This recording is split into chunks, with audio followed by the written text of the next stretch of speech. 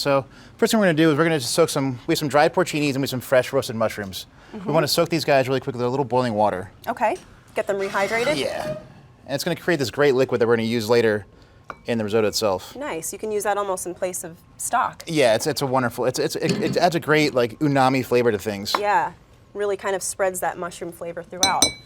So we're going to start with, so we actually have, you could use chicken stock or meat stock or anything you really want, but we have a really awesome vegetarian mushroom stock, which has great flavor. It's a great way to use all your leftover stems or any mushrooms that you have around the house. So I'm just going to melt a little butter. Okay. And we're just going to start with a little white onion.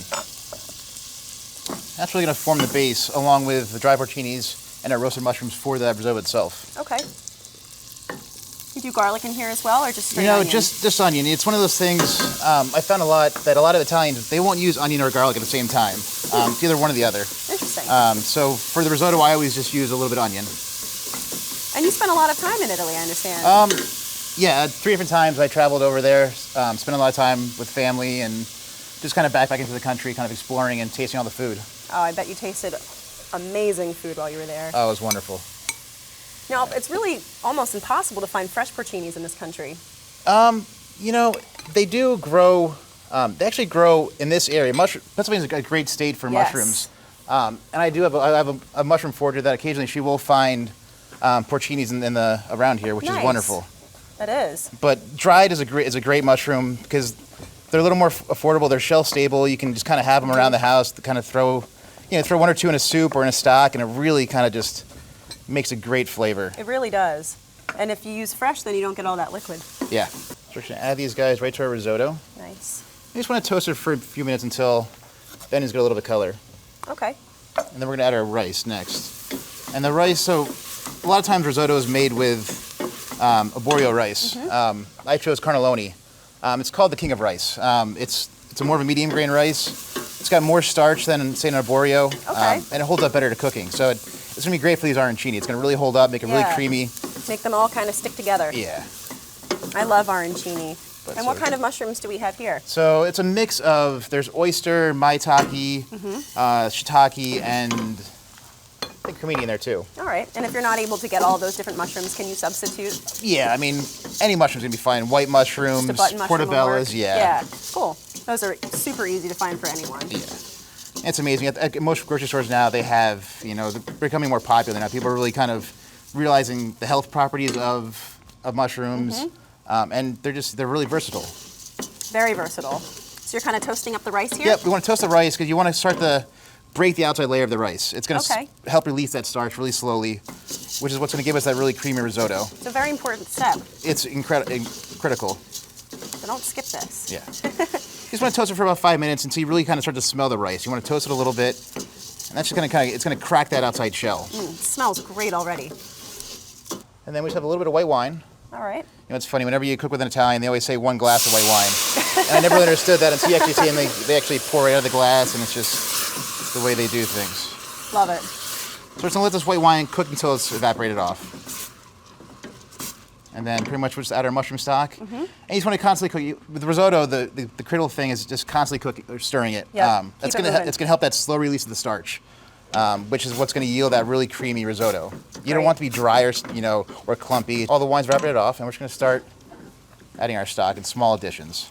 Great color on that stock. You can tell it's really flavorful. It's amazing. This is made pretty much, there's a little bit dry porcini in there, but it's mostly just mushroom stems. Yeah. So it's something that most people just throw out, but it's got an incredible, use to it. Great way to use up everything. So then we're just going to throw in, I have a fresh bay leaf here, which is just one of my favorite ingredients. It just kind of just adds a little herbalness to the dish without being too overpowering. Nice. How long does it usually take for you to make the stock for that to cook? So we roast the stems in the oven until they're nice and caramelized, 45 minutes in the oven. Right. And then we just sweat a little onion and garlic, mushroom stems, and water. Simmering that for like 45 minutes. And That's it. Yeah, you don't need to let it go for 24 hours. No, like it's really quick, and then you can put it in small containers and freeze it put it in your freezer, and then pull it out whenever you need it. And it's a really great thing to have around. Love it.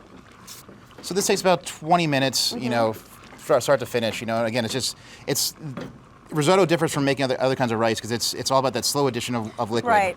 With other rice, you don't want to touch it at all. This is going to help create that really creamy, starchy texture that risotto is known for. Now, are you going to finish this with any kind of butter or cheese, or no, because So- we're making it in arancini? If we were cooking this just at serve risotto as a pasta dish, Right. you know, we would right at the end add in a good bit of butter, any kind of cheese, Grana Padano, Pecorino, Parmesan, and then herbs. If we were serving it as a dish, for us, we're going to cook it a little bit further, and then we're going to cool it down completely. Okay. And then once it's cool, that's when we're going to add a little more cheese to it, some egg, and then the peas and everything else that's in there. The stock is really getting absorbed pretty quickly. No, You it's can see it amazing. happen. You'll see from the other risotto that it takes on this incredible deep brown color. Yeah. And you can see the kernels of rice just puffing right up. Yeah. That's the kind of thing. It's a labor of love because you got to stand at the stove. It's really hard to screw up. I mean, That's good. We like dishes like that. The risotto, especially the cannelloni rice, it's really resilient. So it needs a lot of cooking, and it's forgiving. And especially in an application like arancini, you can overcook it. Yeah. You don't have to worry about it staying a certain consistency. Exactly. We want it to be a little more overcooked. Right now we're about 3/4 through. So at this point we're gonna take our roasted mushrooms. We're gonna add those in. Now, why do you add them at this point? Any particular reason? No, so they're already cooked. We don't want. I mean, mushrooms also are pretty resilient, but we want them to have their integrity still by the end of the cooking process. So about right. halfway through, we're gonna add that. We're also add a little of our porcini water here. Nice. You have to be careful though, because sometimes there's a little grit on the bottom. Yeah, a little bit. We're also gonna season this too, which is really critical. Very important. All throughout the process. A little fresh pepper. And just a little fine sea salt. And it's really important to layer the seasoning, isn't it? Yes, it's if you season right at the end, all you're doing is you're seasoning the outside of the rice. Right, so just stay salty. Yeah, so you want to make sure you're seasoning in the beginning, halfway through, really kind of cook it into the rice. And it helps to bring out all those beautiful mushroomy flavors. Yeah, you can see it. Just the color. It's a beautiful color. Yeah. It gets a great earthiness. Very earthy. It's a great word for it. Which we kind of I love mushrooms, so we kind of paired the mushrooms with two other things. We got a fresh black truffle. Right now it's in the summer, so summer truffles from Italy are great. A little more affordable than the traditional white truffles or black truffles from France. That's good to know. Then also I brought a little black garlic pesto, which I added one more batch of stock. And the key thing, again, so this is traditionally used with the leftover rice, so it'd be cold. So if you're making the arancini the day of, you want to make sure you cool this down completely before you start forming the balls themselves. So it needs some time to sort of rest and set up. I mean, ideally, this is kind of like a 1 or 2 day product. You make the rice the one day, let it cool in the fridge, come back the next day, and then make the actual risotto balls. You could even kind of split that in half and maybe serve the risotto, finish it with some butter and Exactly. and cheese, It's and then take the a great rest. 2-meal Yeah. kind of thing. I mean, I love meals like that. Yeah. That's pretty much done. So we're gonna let that, Cool. we're gonna take a sheet pan and just kind of dump that out. So you want to spread it in an even layer. Yeah. And that's going to help it cool down a lot faster, huh? Exactly. So just gonna let that cool. Do you find it works better when you do it the day before and it has a chance to really Yeah, chill in it the really fridge? definitely needs to sit up for a little while. Yeah.